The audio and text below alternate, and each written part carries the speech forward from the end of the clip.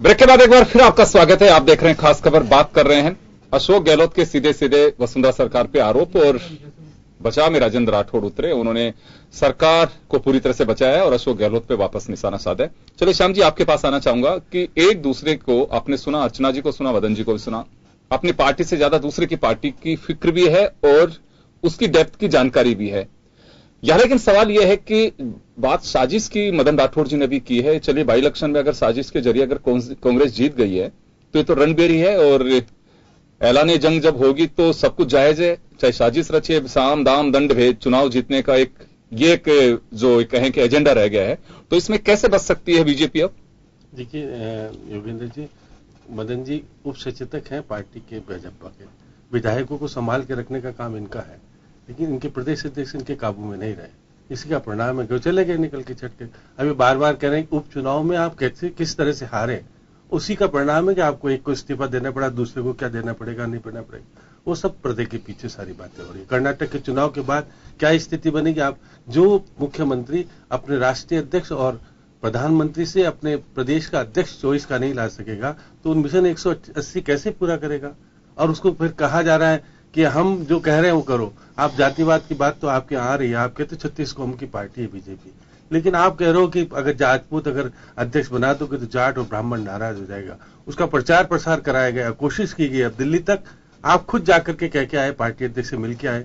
आपका मतलब है अपनी पार्टी के मंत्रियों से कभी भी नहीं गए और हमने कभी ऐसा कहा नहीं गए। आपके आज राजेंद्र राठौड़ ने कहा, कभी नहीं, मैं तो उस प्रेस कॉन्फ्रेंस में मौजूद, आप तो नहीं थे, मैं मौजूद था। राजेंद्र राठौड़ ने कहा कि मैं तो नहीं गया वहां, मैं तो अपने काम से गया था, लेकिन कुछ लोग गए थे और वहां पर कुछ लोग गए और वहां पर आपने क्या क्या सारी बातें सामने आ रही थी। वसुंधरा जी खुद मिलके आई ना, क्यों गई? अगर आपस में समन्वय था, सारी बातें थी, तो राष्ट्रीय अध्यक्ष आपसे मिलकर के आपको कहे कि अध्यक्ष नहीं बनाऊंगा मैं आपके अनुरूप, आपका निर्णय नहीं करेंगे, हम कर्नाटक की बात करेंगे।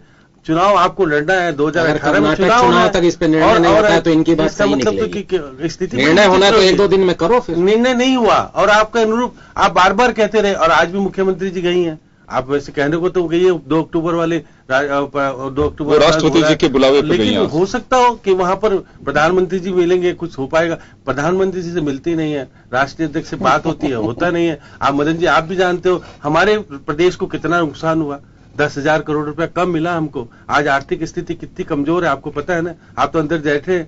मुख्यमंत्री जी ने कई बार हमसे दिल की बात भी कही है, कहा बाहर मत कहना जाकर के, तो स्थिति ऐसी बात देखिए आप आर्थिक स्थिति किस तरह की है। आप दूसरी बात आप देखिए बजट में जब आप देखिएगा कि जब आपका जो आपका जो होता है ना फिजिकल डेफिसिट है वो बढ़ गया। अब आप देखिएगा जो अब आपने जो 7वें वेतन आयोग का लाभ उस वक्त नहीं दिया, नहीं तो और आप माइनस में आ जाते। 7,000 करोड़ रुपए और दे दिया आपने, तो आपकी स्थिति कितनी कमजोर है। आप किसी भी कीमत पे अपने शासन को बनाए रखने के लिए कर्मचारियों को नाराज नहीं कर सकते। संविदा कर्मचारियों की भर्ती कर रहे हो, अब आप भर्ती पे भर्ती निकाले जा रहे हो। पहले क्यों नहीं निकाली? 4 साल में याद नहीं आई। अशोक गहलोत भी जाते जाते बहुत सारी चीजें करके गए तो जनता ने पसंद नहीं किया। अब जनता पसंद करेगी नहीं करेगी ये 2018 का चुनाव बताएगा आपको। अभी तो आप कुछ भी कह लो, मुख्यमंत्री वो कह रहे थे ना कि मुख्यमंत्री जी को जयपुर में रहकर के बजट घोषणाओं को पूरा कराना चाहिए। वो तो मेहमान की तरह जयपुर में आती है और चली जाती है। और वो कहते हैं आप पार्टी के जब वो आई थी तो कह रही थी मैं सर्विस प्लेन से जाऊंगी, बहुत महंगा है हेलीकॉप्टर उपयोग करती है, बहुत महंगा प्लेन उपयोग करती है। मतलब हमारे इसका हमारे पैसों का दुरुपयोग कर रही है मुख्यमंत्री, उसको रोका जाना चाहिए। अब मदन जी पता नहीं क्यों नहीं बोल पा रहे। मदन जी को चलिए मैं सुराना साहब के पास में जाना चाहूंगा, मैं रोकूंगा ना कोई सचेतक बोल आ रहा हूं आपके पास, ऐसी बात आप राठौड़ साहब आपके पास में आऊंगा। सुराना साहब यहां सवाल एक है कि चुनाव का समय कम है और राजनीतिक दलों के लिए ये जो टाइम होता है बड़ा पीक टाइम होता है, इसमें बड़ी एक्सरसाइज होनी चाहिए। लेकिन दोनों ही तरफ की अगर हम बात करें, चाहे अशोक गहलोत सचिन पायलट, कंट्रोवर्सी जो है हालांकि पार्टी स्तर पे है नहीं है लेकिन सामने चीजें दिखाई देती हैं, एक दूसरे के बयानों में झलकता है। दूसरी तरफ चाहे बीजेपी में भी सहजता से कहीं नजर नहीं आती है। ये टाइम तो ऐसा होता है कि आपकी पॉलिसी को आप बूथ लेवल तक पहुंचाने का काम करें, आप कैंडिडेट पे एक्सरसाइज करें, लेकिन दोनों तरफ आपको लग रहा है कि उलझन ऐसी है और वो ऐसे वक्त पे जब चुनाव सिर पे है। देखिए अभी अगर सच कहा जाए तो बीजेपी में ज्यादा उलझन है। जैसा माहौल 2014 में था कि मोदी जी ने जो कह दिया फटाफट हर आदमी उसको स्वीकार करता था, 2015 में भी ऐसी स्थिति, लेकिन धीरे धीरे वो चीज नहीं है, वो सामने आ गई। जो चीज अभी पर्दे के पीछे थी वो सामने आ गई। वसुंधरा जी वहां जाना वगैरह, कितना भी हम उसको छुपाएं, लेकिन ये तो एक तथ्य है कि वहां से ऐसे खबरें भी चल गई थी कि गजेंद्र सिंह जी का नाम भी आ गया, सब कुछ आ गया, लेकिन रातों रात वो बदल जाना वगैरह, ये एक अच्छा मैसेज नहीं गया। उसके उलट कांग्रेस में जो भगदड़ सी थी 2013-14 के आसपास, वो अब कहीं ना कहीं कंसोलिडेट होकर के थोड़ी सी कोहेसिव नजर आ रही है, जो कि लोगों को आशा नहीं थी। लोगों को ऐसा लग रहा था कि राहुल गांधी बनेंगे तो पता नहीं बिखर जाएगी कांग्रेस। मुझे तो इवन आश्चर्य हुआ कि जब मध्य प्रदेश में अभी कमलनाथ जी को घोषित किया गया तो मुझे खुद लग रहा था कि पता नहीं क्या होगा, दो फाड़ हो जाएंगे, क्या हो जाएंगे। लेकिन मैं तो देख रहा था बहुत अच्छी भीड़ इकट्ठा हुई भोपाल में, और काफी समन्वय के साथ एक साथ उन्होंने रोड शो किया। हो सकता है इसका एक बहुत बड़ा कारण यह हो कि बीजेपी ने बहुत बुरी तरह से कांग्रेस को हराया, विधानसभा में और लोकसभा में, दोनों में इतनी ज्यादा पिटाई कांग्रेस की हुई अगले लास्ट 3 साल में कि इसने भी एक चुंबक का कार्य और एक ग्लू का कार्य किया चलना होगा, और सारे लोग अभी एक साथ हैं। तो ये वाला एडवांटेज जो है, एकता वाला एडवांटेज, अभी मुझे जो लगता है वो कांग्रेस के साथ ज्यादा है।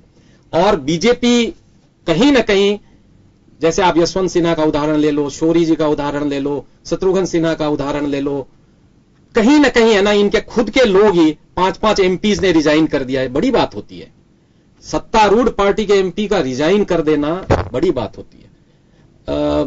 रिजाइन नहीं, मतलब उन्होंने पार्टी छोड़ दिया, ऐसा करो, रिजाइन मैंने गलत कह दिया, रिजाइन तो शायद एक ने किया है, पटोले ने, उन्होंने कांग्रेस ज्वाइन कर ली। लेकिन उन्होंने विरोध में बोला, जैसे 5 लोग जो दलित सांसद उत्तर प्रदेश से भी हैं जिन्होंने ऐसे खुल करके बोला, जो कभी सोचा नहीं जा सकता था 2014 में जिस तरह का माहौल था।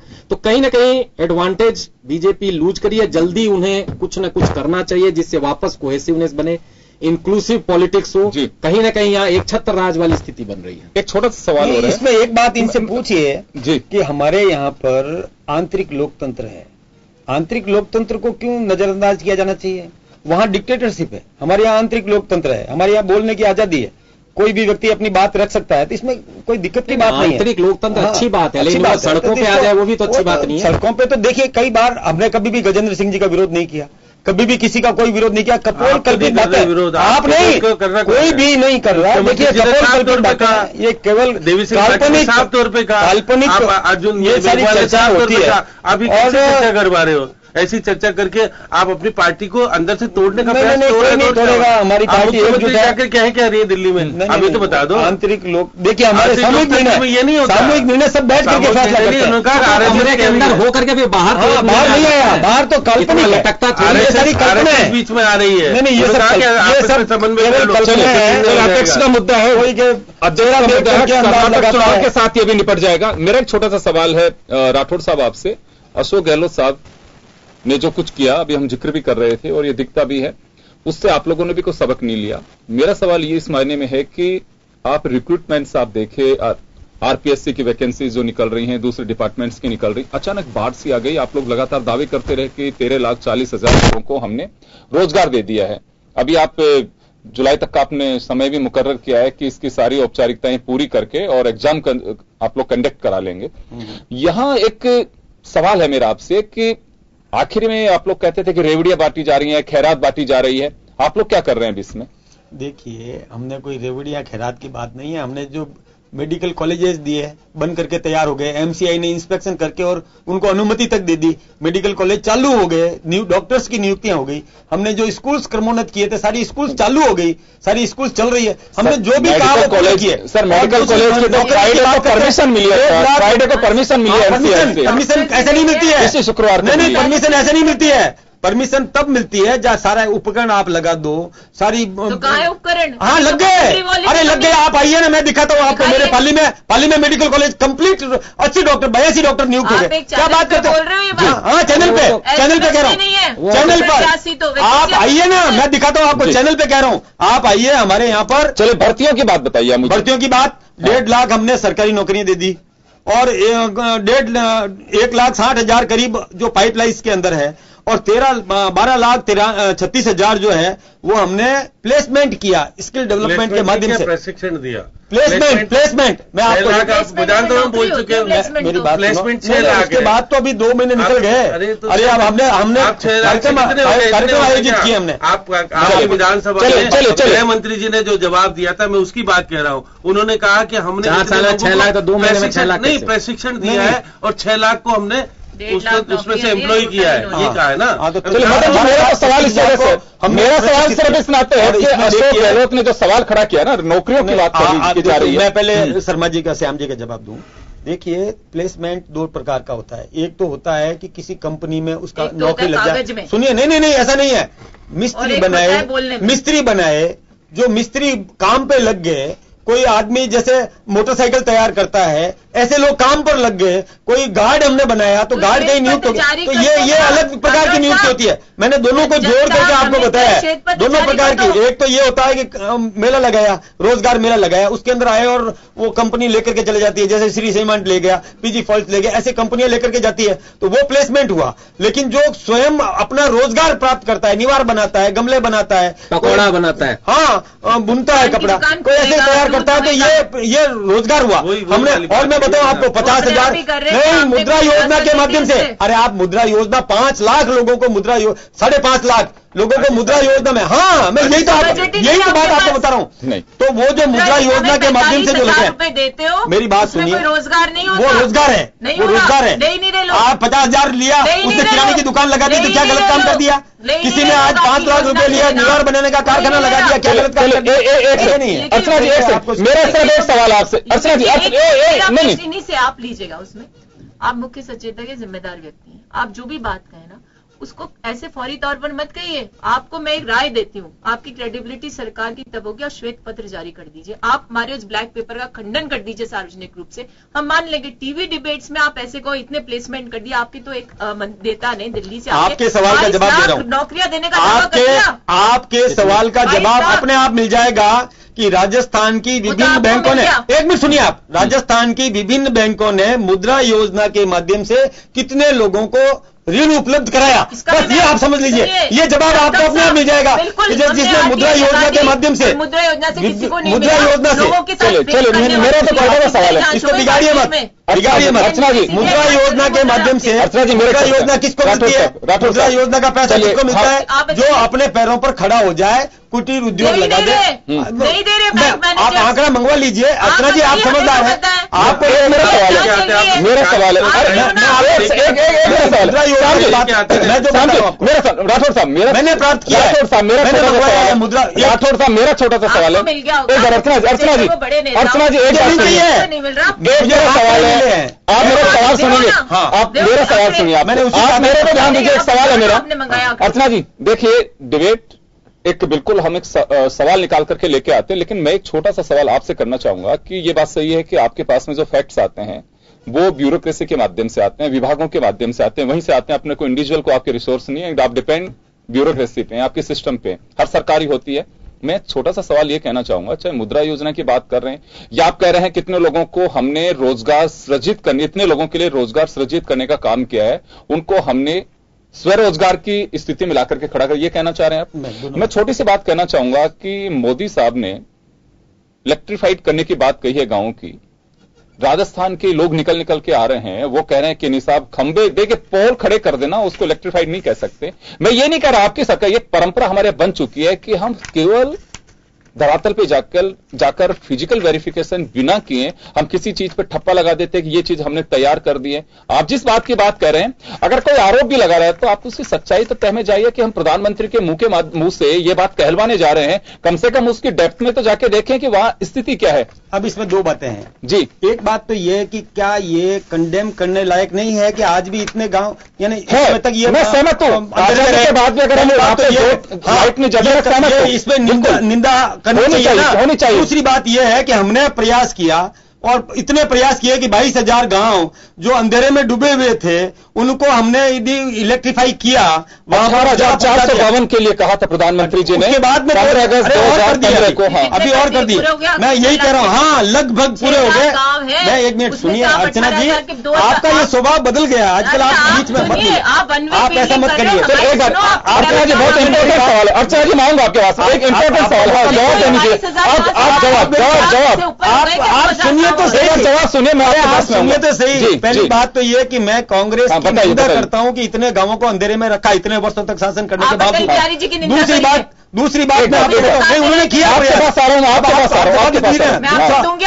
हाँ बिल्कुल आप दीजिए।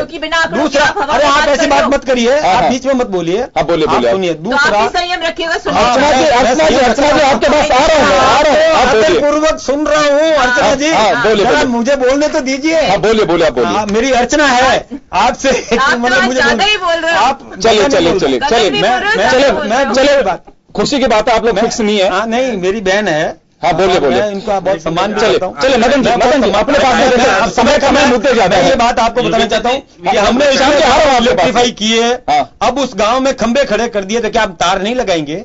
ये आप क्यों सोचते हैं? तार लगाने का मतलब है प्रक्रिया हो गई, लगाएंगे। ये भी किया, हमने ये भी किया। मदन जी पानी पर बैठा है, आप जो कह रहे हैं उसी को मैं आगे बढ़ा रहा हूं। सर मैं ये आप पे ऑब्जेक्शन नहीं कर रहा हूं, मैं तो आपके विजन को सैल्यूट कर रहा हूं कि आजादी के इतने साल बाद भी कोई रणबांकुरा हिंदुस्तान में आया जो बिजली लेकर के जा रहा है। लेकिन कांग्रेस ने अटल बिहारी वाजपेयी, चौधरी चरण सिंह, गुलजारी लाल नंदा, जिन्होंने भी अंधेरे में रखा होगा इस मुल्क को, कम से कम अब आप बिना इलेक्ट्रीफाइड किए तो अंधेरे में मत रखिए। नहीं रखिए। पोल को आप जस्टिफाई कर रहे हैं कि पोल पहुंच गए, वहां पे लाइट पहुंच गई। मैं एक बात बताऊं आपको, हमने देखिए राजस्थान में 1,93,000 कृषि कनेक्शन जारी किए। ये कोई कम बात है क्या? सर मैं सहमत हूं सबसे, मैं ये नहीं सहमत हूं ना। सर मैं आपके देखे जो किया उस पर ऑब्जेक्शन नहीं कर रहा हूं, मैं तो सिर्फ इतनी सी बात कह रहा हूं कि आप समझ नहीं रहे मेरे सवाल को। मैं दोनों ही से आपसे गुजारिश कर रहा हूं ये कि आप लोग ब्यूरोक्रेसी पे इतने डिपेंड मत रहिए कि पोल लगा करके आपको ये सपने दिखा देते हैं कि हमने वह बल्ब जला दिया है। आप जाकर के देखिए, प्रधानमंत्री कुछ बोलता है सर, हो सकता है वो अहमियत है। प्रधानमंत्री अगर कुछ बोलता है तो उस बात की अहमियत है। एक आम आदमी भरोसा करता है, आप उसको एक बार देखें तो सही कि वास्तव में ऐसा हो रहा है कि नहीं हो रहा है। मॉनिटरिंग की मैं बात कर रहा हूं आपसे, क्या मॉनिटरिंग करिए उसकी। मैं ये बताऊं आपको कि मैंने मेरे विधानसभा क्षेत्र का दौरा किया, मैं मेरे तक सीमित हूं। मैं राजस्थान की बात कर सकता हूं, मैं राजस्थान की बात कर सकता हूं। मैं कह रहा हूं आपको, मेरे को शर्मा जी पूरा बोलने तो दीजिए। आप कम से क्यों कहते हो अपने क्षेत्र? आप उपसचेतक नहीं होते? मैंने राजस्थान की बात कही है आपको कि मैं राजस्थान की बात कर सकता हूं। तो हम ये कोशिश पूरी कर रहे हैं, हम सर्वे भी कर रहे हैं, हम जा भी रहे हैं। हम दीनदयाल उपाध्याय माध्यम से घरेलू वहां दिल्ली तक भी हम इलेक्ट्रीफाई कर रहे हैं। हम पंप लगा रहे हैं, जो सौर ऊर्जा से पंप लग जाए। हम ये सब काम कर रहे हैं, हमको काम करना है, अभी बहुत काम बाकी है। मुद्दा केवल ये था कि सर कर लेते ना थोड़ा। सर मैं ये कह रहा हूं कि गलत निकल करके 1,000 गांव 1,000 दिन का टारगेट जो दिया था मोदी साहब ने, उनका कहना है कि मैंने कितने समय पहले इसको हासिल कर लिया। सर अगर 1200 दिन में भी आप करते तो कोई सवाल नहीं खड़ा करता। सब लोग कहते कि चलिए इस दिशा में काम तो हो रहा है। बात आती है। मैं अर्चना जी आपसे भी मेरा सवाल यही है कि हम लोग किसी भी योजना को पूरी करने से पहले ही हम उस पर दावा कर देते हैं। इतनी क्या हमारी डिपेंडेंसी? आप लोगों के सबके बूथ स्तर पे वर्कर्स होते हैं, कम से कम उन कार्यकर्ताओं से पूछिए, उस क्षेत्र के विधायक से पूछिए, मेंबर ऑफ पार्लियामेंट से पूछिए कि ऐसा हुआ कि नहीं हुआ। ये रिपोर्ट मेरे सामने आ रही है। ये योगेंद्र जी सबसे बड़ी विडंबना ये है कि प्रधानमंत्री मन की बात के माध्यम से जो संदेश देते हैं वो खुद भी उसका फीडबैक। मैं तो सभी की बात कर रहा हूँ, अगर आप सरकार में हो तो आप लोगों की भी बात कर रहा हूँ मैं। हम लोगों ने, हमारे यहाँ से पीछे दमरम जी ने आज एक बहुत बड़ा वक्तव्य जारी करके स्पष्ट किया, और पूरे जो भारत सरकार की रूरल इलेक्ट्रिफिकेशन जो कॉर्पोरेशन है उसके आंकड़े भी आए हैं। ठीक है ना, 18,000 गांव थे अंधेरे में, उसको नहीं कर पाई यूपीए सरकार। ये सबसे बड़ा कलंक, ऐसा नहीं है। जब 2004 में हम आए और 10 वर्षों तक हम थे, हमने 90,000 गांव का इलेक्ट्रिफिकेशन किया। 54 वर्षों में हमने अटल बिहारी वाजपेयी जी को भी क्रेडिट दिया, देवी गौड़ा जी को किया, सब प्रधानमंत्रियों को किया जिनकी सरकार इंडिपेंडेंस के बाद बनी। अब इनके पास 18,000 का टारगेट था कि वही शेष बचे थे। 6 लाख गांव में सिर्फ 18,000 गांव थे जिनका इलेक्ट्रिफिकेशन इनको करना था। हमारा कॉर्पोरेशन के नॉर्म्स बने हैं भारत सरकार के कि 10% इलेक्ट्रिसिटी सप्लाई वहां हो जाए उस क्षेत्र में जिसमें एससी बस्ती भी हो, उसका इलेक्ट्रिफिकेशन ये कह देते हैं। तो प्रधानमंत्री को ये कहना चाहिए था कि शेष बचे 18,000 गांव का टारगेट जो हम एक वर्ष में करते यदि पुनः शासन में आती है, क्योंकि हमने 28 से 30,000 गांव का एक वर्ष में इलेक्ट्रिफिकेशन किया था 10 वर्षों के अंतराल में। वो ये कहते हैं कि ये टारगेट पूरा हो। हमारा लक्ष्य है कि 7 करोड़ परिवार जो है उनका इलेक्ट्रिफिकेशन करेंगे ढानियों तक जाकर, तो जनता को समझ आता है। लेकिन होता क्या है, वो मन की बात में हमेशा कोसने की प्रवृत्ति के तहत, हमको गलत ठहराने की प्रवृत्ति के तहत वो बात कर जाते हैं जिसको मीडिया आकर के मुखरता के साथ उसका स्पष्टीकरण करती है। चलिए अर्चना जी, ये तो नरेंद्र मोदी जी की बात का आपने जवाब दिया। मैं तो सिर्फ इतना जानना चाह रहा हूं कि आप लोग जब सत्ता में होते हैं तो इतने डिपेंड आप रहिए, ब्यूरोक्रेसी सिस्टम तो वही चला के देगी आपको, लेकिन उसके फैक्ट्स तो पता करिए कि वास्तव में ऐसा हुआ भी है कि नहीं है। देखिए, होना चाहिए, मॉनिटरिंग का सिस्टम होना चाहिए, और जब आप दावे करने जा रहे हो तब तो आपको फुल प्रूफ होना चाहिए। प्रधानमंत्री, हमारे लिए, आपके लिए, मैं तो सभी के लिए कह रही हूँ, कोई भी गवर्नमेंट हो सकती है, के लिए और प्रधानमंत्री के लिए विशेषकर ये फुल प्रूफ होना चाहिए कि जब वो एक फ्लैगशिप प्रोग्राम के तहत ऐसी घोषणा जनता को संबोधित करते हुए वन वे कम्युनिकेशन में करते हो तो कम से कम त्रुटिहीन हो। आज ये परिस्थिति क्यों बनी? एक मिनट देखिए, फिर आप बहुत बोले, मैं बीच में, आपने हम पर सांप्रदायिकता का आरोप लगाया। मैंने पहली बार 19 साल से मैं सार्वजनिक जीवन में हूं, मैंने पहली बार देखा कि बच्ची के बलात्कार और हत्या का सांप्रदायिक रंग दिया गया। उस हत्या के माध्यम से जिस व्यक्ति ने उसके खिलाफ बोला उसको आज मंत्री बना दिया गया, और जिस व्यक्ति ने सीबीआई जांच की बात की, माफी चाहूंगा, डाइवर्ट हो जाएंगे, डाइवर्ट हो जाएंगे इसमें। आप जिस चिदम्बरम की बात कर रहे हैं उसका बेटा कहाँ है? अरे तो चिदम्बरम कहाँ है? अध्यक्ष क्या है? चिदम्बरम की बात कर रहे हो, आप ऐसी बातें मत करो। चलो हम डाइवर्ट हो जाएंगे, हम मुद्दे से भटक जाएंगे। अर्चना जी, हम मुद्दे से भटक जाएंगे, हम मुद्दे से भटक जाएंगे, हम मुद्दे से भटक। चलो श्याम जी, आपके पास आना चाह रहा हूँ। श्याम जी, मार के बरी हो जाओ, क्या बरी हुए? श्याम जी आपके पास आना चाह रहा हूँ। मैं एक बात कहना चाहूंगा, एक बात और कहिए। चलिए, भारत बंद के दो जिसने आपको कलंकित, चलिए गंभीर बात, भारत बंद के जो 2 इशू आए, 2 और 10 कांग्रेस अशोक गहलोत ने कहा है कि इसमें सरकार फेलियर रही और सरकार की एक तरह से साजिश थी कि मालूम था कि नॉन सोशल एलिमेंट्स ऐसे आंदोलन में घुस जाते हैं, उसके बावजूद भी सरकार को पता नहीं चला। वो खुद ही फ्रिंज एलिमेंट के सपोर्टर्स हैं। 2 तारीख को व्यवस्था ही नहीं कर पाई सरकार, उसका 11 लोग मरे और आपस में खाई बट गई। लेकिन जब 10 तारीख को हुआ तो सरकार सचेत रही, तो सरकार को 10 तारीख वाली व्यवस्था 2 तारीख को करनी चाहिए थी। बहुत बात नहीं, हमको क्या कल्पना कि ये इस प्रकार का षड्यंत्र चलाएंगे समाज को तोड़ने की? अरे समाज को तोड़ने का कांग्रेस जैसी पार्टी से हम ये उम्मीद करें, कांग्रेस जैसी पार्टी से, कांग्रेस जैसी पार्टी से हम ये उम्मीद करें कि वो संविधान बचाओ रैली निकलेगी। और ये कमाल है कि हम ऐसे कैसे सोचें? कांग्रेस बोले श्याम जी, बोले बिजली वाली बात हम सुनी, बोले कमाल हो गया। मोदी जी, आपका ही विधायक है। बोले वाली बात बार बार कह रहे हैं कि आज राजेंद्र राठौड़ आंकड़े दे रहे थे, आप आंकड़े सुन भी लेना कि राजस्थान में 44,672 गांव है, उसमें से आपने 43,199 गांव को विद्युतीकरण किया। वो राजस्व गांव जोड़ी है उसमें, अभी बाकी है ना। चलिए गांव समझ लीजिए। अब उसके बाद 1,14,000 ढाणियां हैं, 95,000 ढाणियों का आपने किया है। 19,000 ढाणियां आज भी विद्युत के लिए तरस रही है, उधर भी तरस नहीं। उसके बाद आप देखिए कि तर्राण में लाख आवास है, 83,000 आपने आवास को दिया। 83 लाख, अरे 83 लाख ही बोल रहा हूँ, 1000 बोले, 83 लाख में दिए तो उनको अभी भी 10 लाख बाकी है। अब आप लोग सितंबर में 2018 में पूरा कर दोगे। ऐसी कौन सी जादू की छड़ी है कितनी जल्दी पूरे हो जाएंगे? अब तक नहीं कर पाया। का अवार्ड मिलता है ना, नहीं आप करने वाले वो तो आप के लोग हैं लगा, हमारे थे तो इनको क्या जरूरत थी इनको लेने की? कमाल है, एडजस्टमेंट करके बिजली वाले मामले में बेटे का ट्रांसफर एक बार मैं सुराना साहब के पास में जाना चाहूंगा। सुराना साहब, ये बताएं आप कि जनता पढ़ी लिखी है और मैं जहां तक समझ पा रहा हूं, मैं जैसे हम गांव में छोटे छोटे थे उस वक्त हमें बहुत अच्छे से ध्यान है, चाहे सरपंच का चुनाव चाहे सांसद का चुनाव के एक दिन पहले ट्रक आता था, उसमें लड्डू भर के आते थे और गांव का मुखिया होता था, वो कट्टे में भर के ले जाता, वो रखता और गांव में खिलाता नहीं खिलाता, लेकिन उसके कहने से वोट डाल देते थे। आज लोग समझदार है, एक घर में से 6 जगह वोट डालते हैं।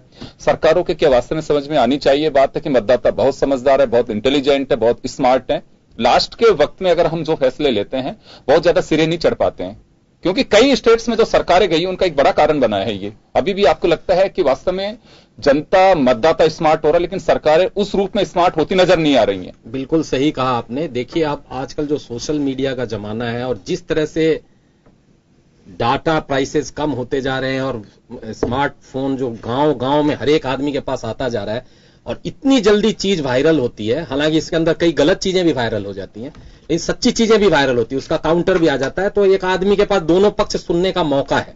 पहले क्या था, जो एक अखबार में छप गया बस वही है सच, उसके बाद टीवी आया तो थोड़ा सा एक और विकल्प मिला लोगों को। अब जो सोशल मीडिया आ जाने से स्पेशली व्हाट्सएप ऐसी चीज हो गई है, इतना सिंपल टू यूज है, इवन आप अनपढ़ आदमी भी आज व्हाट्सएप से हर चीजों को देख रहा है। बंद हो जाता है, भारत बंद हो जाता है। देखो व्हाट्सएप से 10 तारीख को तो केवल व्हाट्सएप से भारत बंद। ये तो बहुत ही बड़ी लीडरशिप थी और सिनर्जी देखिए आप। और इतनी जल्दी चीज फैलती है। ऐसे माहौल में अब झूठ का शासन तो बहुत ज्यादा दिन चलने वाला नहीं है। सत्य को अंत सत्य में जयते होने वाला है बहुत जल्द। और ऐसे माहौल में अब सारी पार्टियों को सोचना चाहिए कि हम अपना जो मैसेज दे रहे हैं, कोई भी चीज देने के पहले उसको 4 बार पुख्ता करें, अदरवाइज जनता उसके सच के बॉटम में पहुंच जाती है और उससे पार्टी को फिर नीचा देखना पड़ता है। तो ऐसे माहौल में सारे लोगों को क्या वो बोल रहे हैं क्या नहीं बोल रहे हैं, सब चीजों पे सावधान रहना चाहिए। और सोशल मीडिया का जिस पार्टी ने उपयोग नहीं किया ढंग से, मेरे ख्याल से 2014 में जीतने का बीजेपी का एक बहुत बड़ा कारण इनका बहुत स्ट्रांग सोशल मीडिया था। कांग्रेस और दूसरी पार्टियां तब तक जगी नहीं थी इस पर।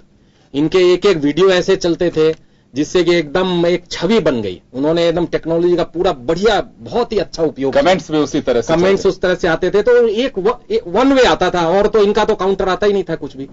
यहां तक कि मुझे बोलना नहीं चाहिए, राहुल गांधी की छवि को एक जो नेगेटिव रूप बना, वो नाम मैं एक्स नहीं लेना चाहता हूं, लेकिन वो जो नाम जो लिया उसमें भी सोशल मीडिया का हाथ है। जैसे आलिया जोक्स चल रहे हैं, आलिया क्या वैसी मूर्ख थोड़ी है। बिल्कुल, लेकिन सर इन्होंने स्मार्ट बना दिया आम पब्लिक को स्मार्टफोन के जरिए। अब वो थोड़ा सा बीजेपी के लिए एक परेशानी का सबब भी बना हुआ है। सेम दवाई अब इनके उल्टे पड़ रही है। मैं माफी चाहूंगा अर्चना जी, मैं माफी चाहूंगा, मैं रोकना चाहूंगा सभी को, समय का अभाव है। तो कुल मिलाकर के बात हमारी ये थी कि सरकारों को ध्यान देना चाहिए कि जो कुछ हम कह रहे हैं उसके डेप्थ में जाना चाहिए। और जब एक मुख्यमंत्री हो चाहे प्रधानमंत्री हो, अगर वो बात को कह रहे हैं तो जनता विश्वास करती है उस पर। आप उसकी ग्राउंड रियलिटी को आप जांचिए कि ऐसा हो रहा है कि नहीं हो रहा है। और दूसरा, एक सतत प्रक्रिया होनी चाहिए विकास की, जो 5 साल पूरी तरह से आप फेजेज में करिए, लेकिन एक साथ आप करेंगे तो जनता स्मार्ट है, वो देखती है कि आखिर की वक्त जो काम किए जा रहे हैं किसके लिए किए जा रहे हैं। चलो, बहुत बहुत शुक्रिया आप सभी का। और खास खबर बस इतना ही, दीजिए इजाजत, नमस्कार।